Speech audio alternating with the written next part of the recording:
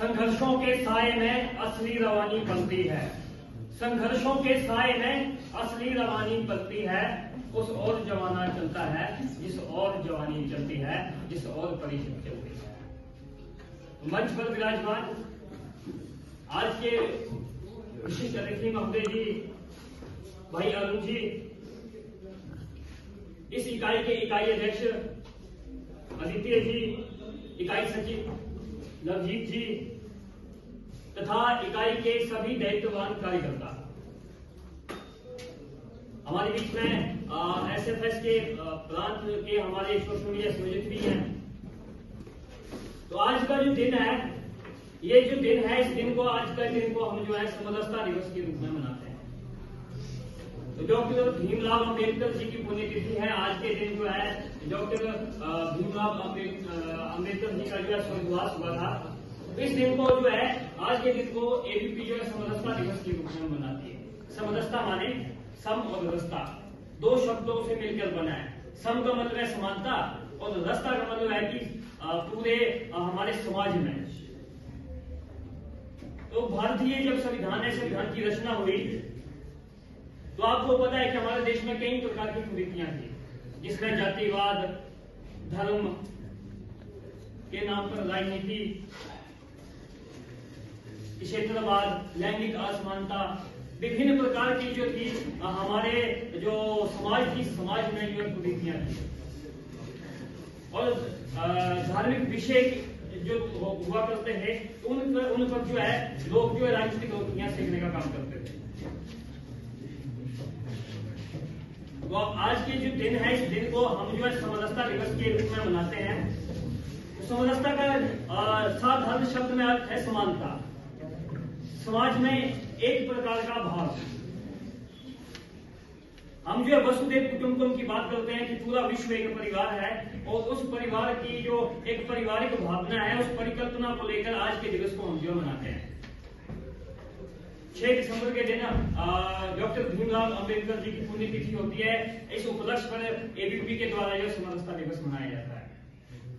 हम प्राचीन इतिहास को देखें तो प्राचीन इतिहास में हम जब वैदिक काल की बात करते हैं, तो वैदिक काल में अगर हम वैदिक काल की व्यवस्था देखें, तो वैदिक काल में हमें जो है समरसता का भाव देखने को मिलता है। हमारे पास एक दृष्टांत आता है कि किस प्रकार से भगवान राम के द्वारा जो शबरी के जूठे बैर खाए जाते हैं। तो असली समरसता वो थी, असली समानता वो थी। लेकिन किस प्रकार से हमारे समाज को, हमारे धर्म को, हमारी संस्कृति को, हमारे जो संस्कार हैं, उनको जो है खराब करने का प्रयास जो है विदेशी ताकतों के द्वारा किया गया। फिर धीरे धीरे हम जो है सतयुग, द्वापर, त्रेता के बाद कलयुग में पहुंचते हैं। तो कलयुग में जो है हमारी व्यवस्था तो काफी अच्छी थी। वैदिक काल में हम देखते हैं कि किस प्रकार की स्थितियां हमारे भारत देश में हैं। वैदिक काल में हमारे जो भारत है, भारत में लैंगिक समानता थी। आज लैंगिक असमानता की बात करते हैं हम, स्त्री पुरुष लिंग के भेदभाव की बात करते हैं कि भारत जो है पितृ प्रधान देश है। लेकिन हम वैदिक काल में देखते हैं कि किस प्रकार की व्यवस्था थी, जिसमें जो है हमारे पास जो थे वेद, शास्त्र, पुराण, जितने भी हमारे ग्रंथ थे, उन ग्रंथ की विजेता भी महिलाएं हैं। विदुषी शब्द भारत की ही देन है। आप अंग्रेजी का मेरे को एक ऐसा शब्द बताइए जो कि महिलाओं के लिए प्रयोग किया गया हो, महिलाओं के ज्ञान के लिए प्रयोग किया गया हो। आप पाश्चात्य किसी भी थिंकर को ले लें, तो पाश्चात्य थिंकर ने कभी भी स्त्री और पुरुष लिंग की जो लैंगिक समानता है, इस समानता की कभी बात नहीं की। लेकिन हमारा जो भारत था, इस भारत में लैंगिक समानता की बात होती, हमारी समरसता का भारत में जो था भाव था।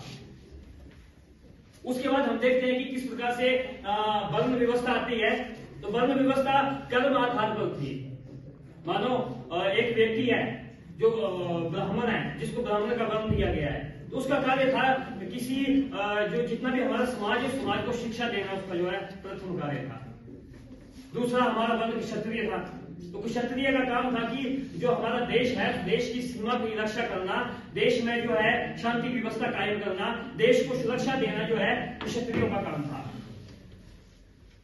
तीसरा हमारा वर्ण था वैश्य, उसका काम था व्यापार करना, व्यापारिक नीतियों को बढ़ावा देना, अर्थव्यवस्था को चलाना, देश की जो इकोनॉमिक हमारी संरचना है उसको चलाना जो है उसका काम था। उसके बाद चौथा वर्ण था शूद्र। तो शूद्र का काम था कि सेवा कार्य करना, जो किसी भी कार्य में कुशल नहीं है। अभी भी उसी प्रकार की व्यवस्था है। मानो अगर कोई व्यक्ति है, अगर वो व्यक्ति जो है एलिजिबल नहीं है, उदाहरण के लिए हम नेक्स्ट सेट बीएड करते हैं, टैग नहीं निकाल पाते हैं, तो क्या है,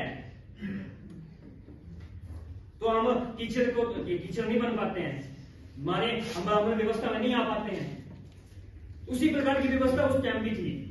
साधारण अर्थ यह था कि हमारी जो वर्ण व्यवस्था है, इस वर्ण व्यवस्था को जो है धीरे धीरे जो है जब पश्चिमी और मुगलों के आक्रमण हुए, तो आक्रमण के कारण जो है हमारी जो व्यवस्था थी, इस व्यवस्था को खराब करने के लिए हमारे समाज में कुरीतियां लाई। कुरीतियां किन्होंने लाई? जो विदेशी आक्रमणकारी थे, जो हमारे समाज में वायरस घोलना चाहते थे, हमारे समाज को खराब करना चाहते थे, और फूड डायलॉग प्रशासन की नीति हमारे भारत में इम्प्लीमेंट हुई। धीरे धीरे जिस प्रकार से हमारी जो भारत की व्यवस्था थी, एक सोने की चिड़िया कहे जाने वाली देश भारत जो शिक्षा का पुंज था, जिसमें नालंदा और दक्षिणा जैसे विश्वविद्यालय थे, और इन जितने भी हमारे विश्वविद्यालय थे ये ज्ञान के पुंज हुआ करते थे। लेकिन इस ज्ञान के पुंज में जो है वायरस डालने का काम जो है विदेशी लोगों के द्वारा किया गया, और हमारे समाज में कई प्रकार की कुरीतियां आई। उन कुरीतियों में से सबसे बड़ी कुरीति जातिवाद थी। लोग जातिवाद के नाम पर जो है मरने और मारने के लिए तैयार थे। जो वर्ण व्यवस्था थी, उस वर्ण व्यवस्था को जाति व्यवस्था में बदल दिया। कुछ एक लोग थे, उन लोगों की मंशा थी कि मैं खा रहा हूं तो मेरे बेटे भी खाए। ऐसी व्यवस्था के कारण जो है जाति व्यवस्था आई, और जब जाति व्यवस्था आई तो साधारण सी बात है, अगर किसी भी मानो कोई भी हमारा समाज है उसमें